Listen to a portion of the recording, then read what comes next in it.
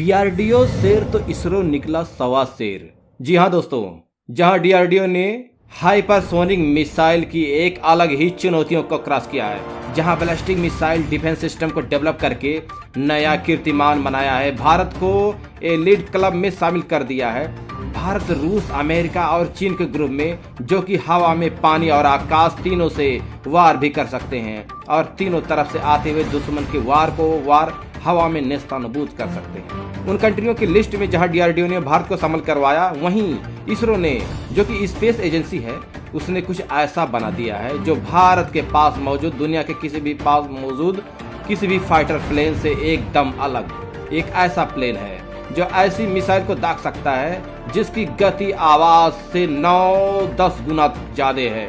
सबसे fastest missile को दागने की क्षमता इसके अंदर है, इस प्लेन के अंदर में। इस प्लेन को आप किसी फाइटर प्लेन नहीं कह सकते हैं। ये प्लेन नहीं है दोस्तों, ये स्पेस प्लेन, क्योंकि सिर्फ हमारे धरती के वायुमंडल तक ही नहीं बल्कि एक्सोस्फीयर यानी कि स्पेस तक भी जा सकता है। 50 किलोमीटर धरती से आसमान की ओर जाकर उड़ान भर सकता है दोस्तों।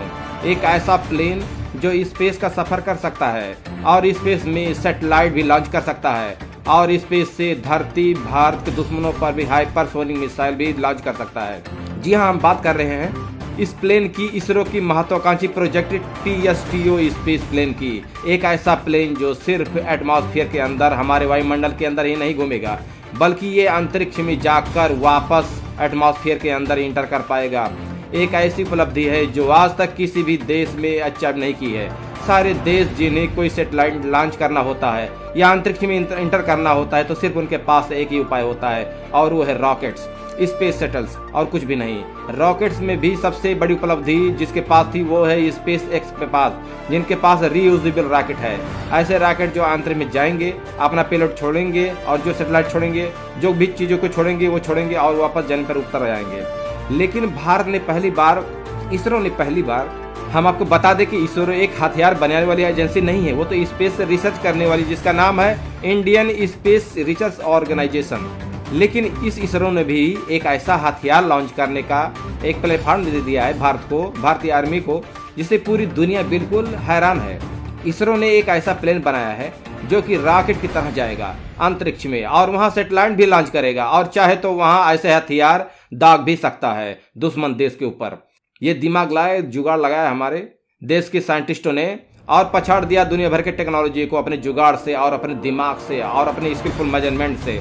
दोस्तों, आपको बताने वाले हैं कि इसरो की महत्वाकांक्षी प्रोजेक्ट टीएसटीओ स्पेस प्लेन, इस प्लेन के बारे में। इसे 2030 तक पूरा करने का एक लक्ष्य रखा है इसरो ने। आपने हाल ही में इसे देखी होगी, एक रीयूजेबल जो स्पेस क्राफ्ट था वो लॉन्च किया गया था भारत ने, जो कि लॉन्च किया गया था, उतर के वापस इंटर करता है और वापस जमीन में उतर जाता है। ये रीयूजेबल है, ये वही प्लेन है, उसी की टेस्टिंग चल रही थी टीएसटीओ की, जिसके तहत प्लेन जमीन से उड़ता है और बिल्कुल उड़ करके आसमान में जाता है और खुद वापस अपनी लैंडिंग करा लेता है। ये जो टेस्टिंग अभी की है, ये अनमैन्ड टेस्टिंग की है, इसी के अंदर कोई भी मैन नहीं बैठा, पायलट नहीं बैठा होता। यह सब कुछ ऑटोमेटिक रोबोट के द्वारा किया गया था। लेकिन जब ओरिजिनल टीएसटीओ स्पेस प्लेन तैयार हो जाएगा तो एक पायलट बैठेगा, उस प्लेन को जमीन से बिल्कुल एक नॉर्मल एरोप्लेन की तरह उड़ाएगा, एक फाइटर जेट की तरह उड़ाएगा और आसमान में ले जाकर उसे अंतरिक्ष के आखिरी छोर तक ले जा करके वहां पर उसको सैटेलाइट छोड़नी है और हथियार छोड़ेगा और वापस वो वायुमंडल के अंदर इंटर कर जाएगा। दोस्तों, अब आपको बता दें इसकी टेक्निकल इन्फॉर्मेशन। टीएसटीओ स्पेस प्लेन जो है वो 2 स्टेज 2 ऑर्बिटल मिशन को अंजाम दे सकता है, ऐसा स्पेस क्राफ्ट है, ऐसा प्लेन है। इसके अंदर आपको मिलेगा टर्बोजेट इंजन, रैमजेट इंजन और स्क्रैमजेट इंजन। इसके अलावा रॉकेट्स भी है इसके अंदर। कैसे काम करेगा हम आपको बताते हैं। सबसे पहले ये जो एयरक्राफ्ट है, स्पेस प्लेन बना रहा है टीएसटीओ इसरो, ये जमीन से 15 किलोमीटर की हाइट को अटेन करने के लिए 15 किलोमीटर तक टर्बोजेट इंजन से फ्यूल को बर्न करेगा और थ्रस्ट पाएगा और हवा में उड़ेगा। 15 किलोमीटर के बाद इसका एक्टिवेट होगा रैमजेट इंजन जो इसे 15 से 25 किलोमीटर की ऊंचाई तक लेकर जाएगा। रैमजेट इंजन के बाद में नया इंजन काम करना चालू कर देगा, इसका नाम है स्क्रैमजेट इंजन। ये एकदम स्पीड से लेकर जाएगा ये 25 किलोमीटर से 28 किलोमीटर की हाइट पर। उसके बाद स्क्रैमजेट इंजन बहुत ज्यादा हाइपर एक्टिव हो जाएगा और उसके बाद मार्क 9 की स्पीड सुपर स्टोनिक हाइपरसोनिक आवाज की गति से 9 गुना तेज से ये प्लेन आकाश में अंतरिक्ष की ओर निकल जाएगा, आकाश को चीर करके, और 28 किलोमीटर इसे 50 किलोमीटर अंतरिक्ष में सीधा पहुंच जाएगा ये प्लेन मात्र 9 की स्पीड से। वहां पहुंचने के बाद 12 की स्पीड को अटेम्प्ट कर लेगा। वहां से जो स्पेस क्राफ्ट है, जो TSTO स्पेस प्लेन होगा, इसके अंदर पेलोड होगा। पेलोड कहने का मतलब जो चीज छोड़ना चाहते हैं, चाहे वो सैटेलाइट हो, चाहे वो बम हो, चाहे कोई हथियार हो।